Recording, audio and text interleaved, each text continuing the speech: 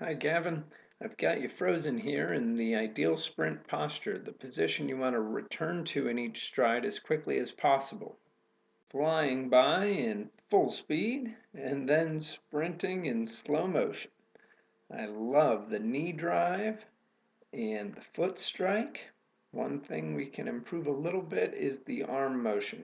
I bring you back and send you through in slow-mo again. There's a few things I want you to pay attention to. I think to improve the arm motion, we want to shorten it up a little bit and keep it more straight forward and backwards with less across the body. One thing you're doing great in the sprint is adjusting to more of a flexed foot strike to minimize the time you're on the ground. Now we'll highlight that in the next few frames here.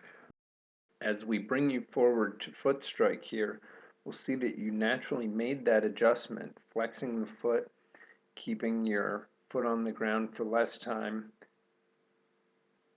and you're also doing a great job keeping the foot close to your center of gravity. It's coming down underneath your knee, almost back underneath your hips.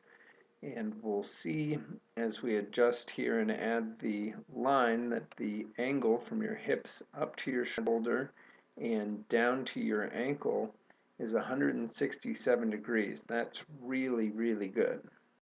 Most people sit back and don't engage their core enough to pull their hips up underneath themselves. But here at 167, you've done a really good job with that. Now, if we were looking at Usain Bolt or some Olympic sprinter, we would see the hips even further forward because sprinting is really a controlled fall.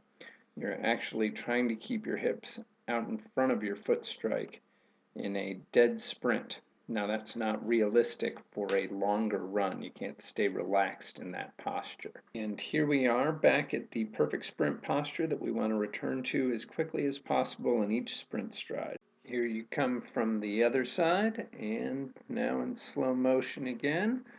We see this time that you're reaching a little bit more. I'd asked you to really drive that knee high, and you're doing a great job doing that.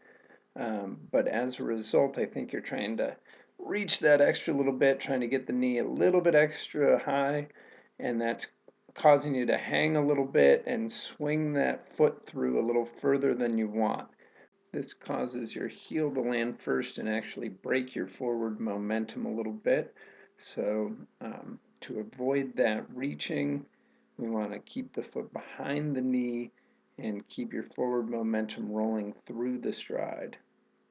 Now we'll zoom in a little bit and take a look at the foot coming through nice and high underneath you.